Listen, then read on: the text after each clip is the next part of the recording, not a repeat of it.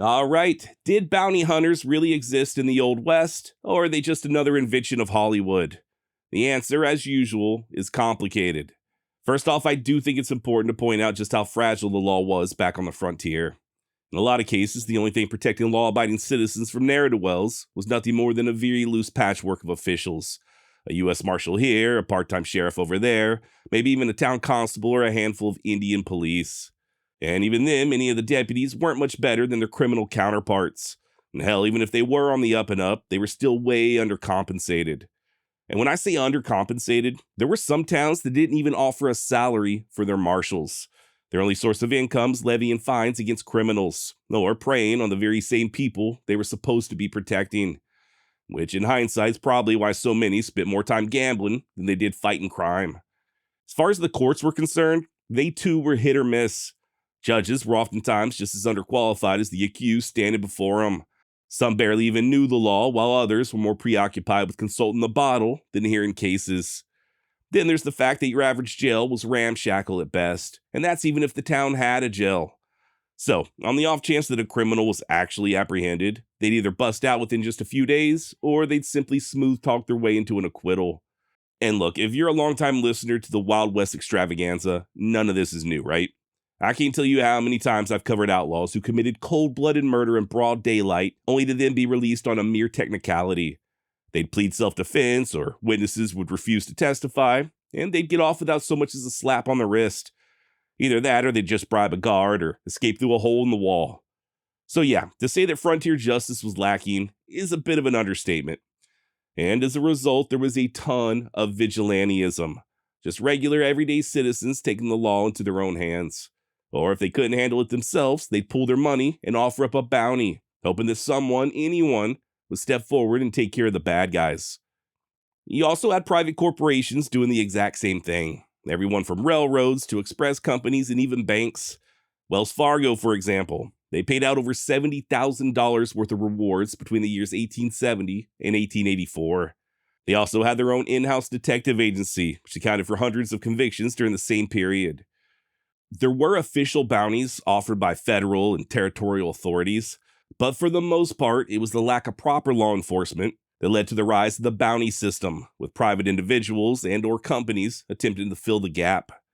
And as chaotic as it sounds, the bounties would emerge as a fairly effective way of policing crime. Now, obviously, there's a lot more involved. Offering a reward in exchange for a wanted fugitive is not unique to the American frontier. Truth be told, it goes all the way back to ancient Rome. But we're not here to discuss the history of bounties, right? We're just looking at whether or not the classic bounty hunter, as depicted in movies, books, and even video games, truly existed in the Old West. Like I said earlier, the answer is complicated, but long story short, yeah, bounty hunters absolutely existed. Just probably not in the way that you're envisioning. The idea of a lone wolf bounty hunter, like you see in the movies, just some mysterious loner roaming from town to town and ripping wanted posters off the wall and then setting off to catch bad guys, dead or alive, that is almost entirely fictional. Yes, there were bounties, as we've already illustrated, and many of those bounties did lead to arrests and even fatal shootings. But by and large, it was either official lawmen collecting the bounties, i.e. deputy marshals or sheriffs, or it was the private detectives employed by companies like Wells Fargo or the Pinkertons. These guys already had full-time jobs, and they weren't bounty hunters by trade.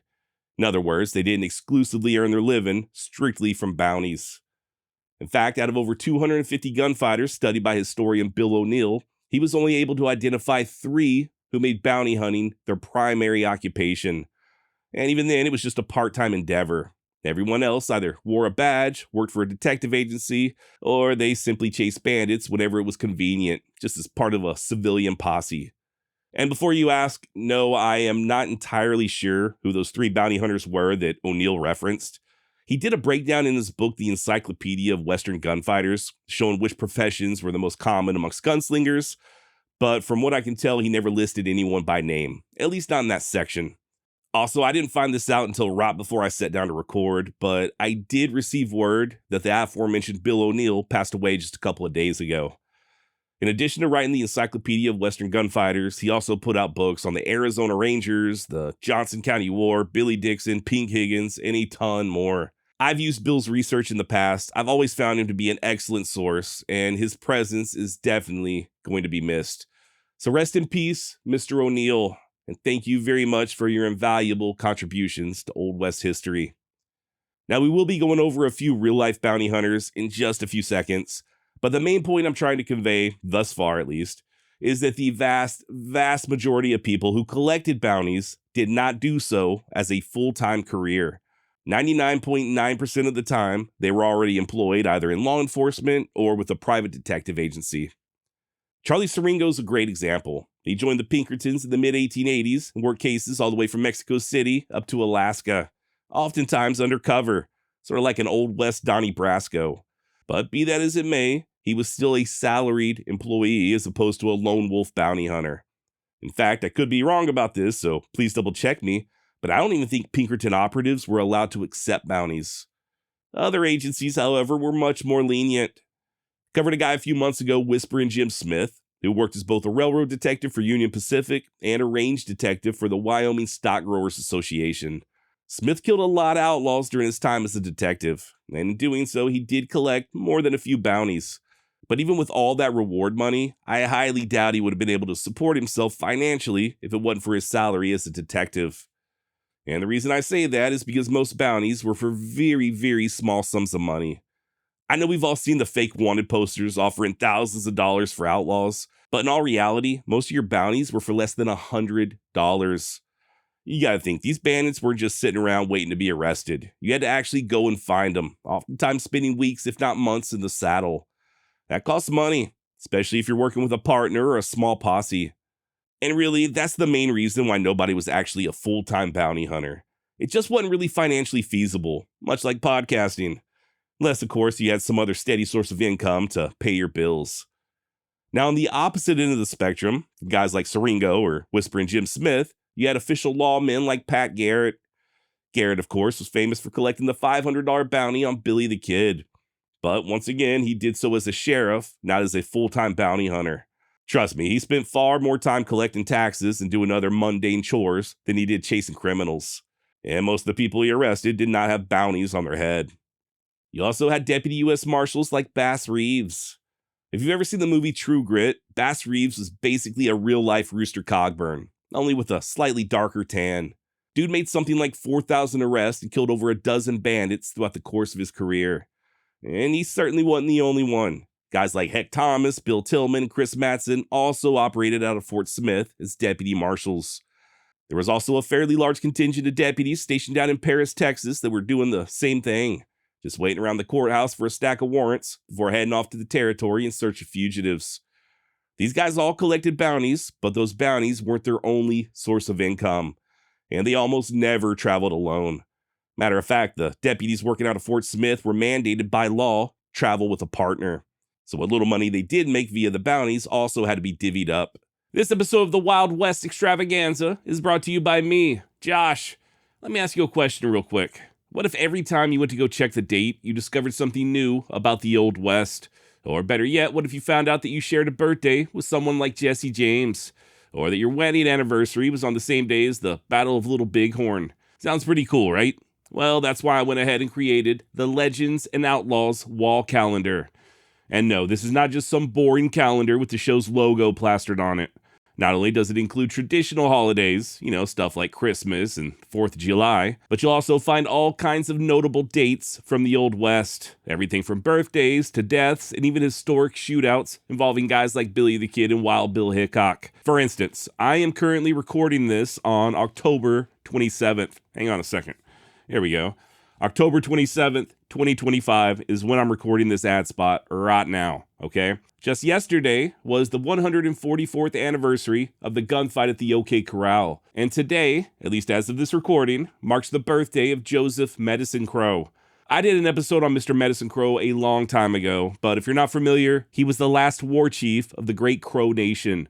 This dude was raised by actual warriors who roamed the Great Plains and grew up to count coup on Nazis during World War II.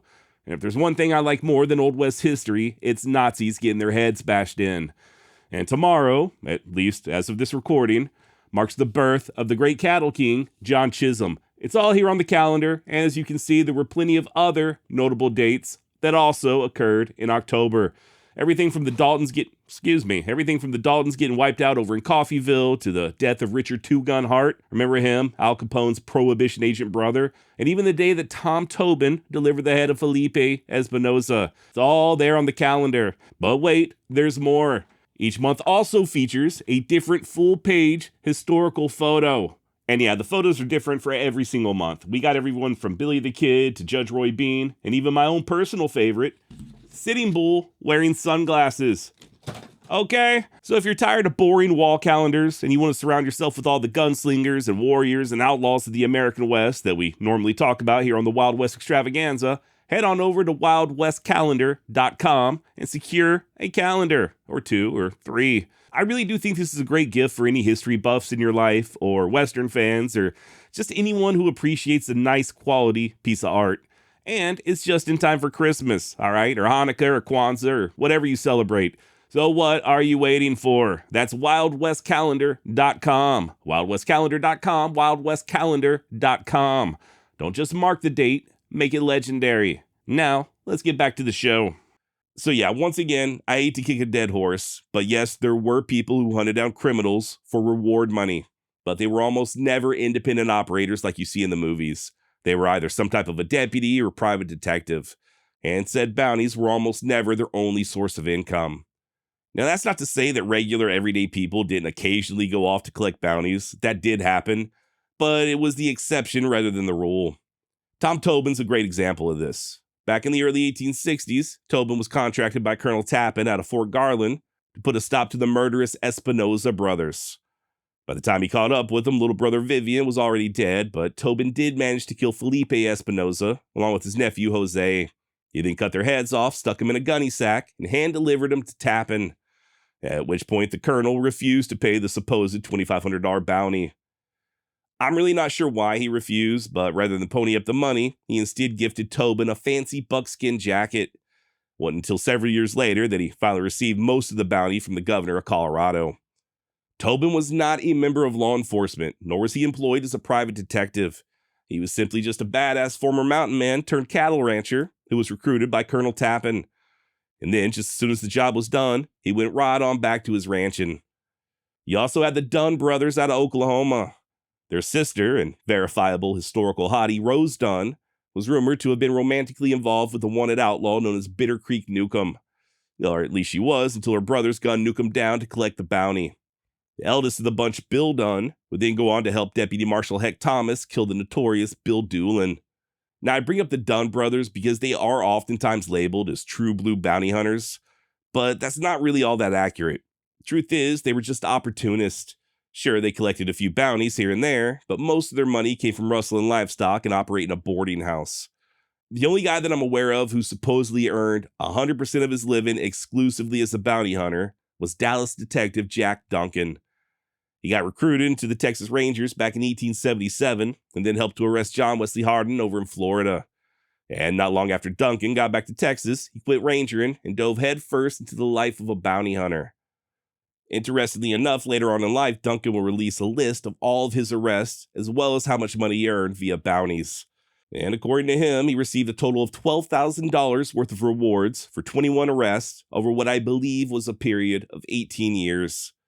Now, $12,000 in 1890, adjusted for inflation, is more like $427,000 in today's money, which is a pretty good chunk of change. But remember, Duncan spent nearly 2 decades working as a bounty hunter. So when you do the math, he was only making what would have been the equivalent of around $24,000 per year.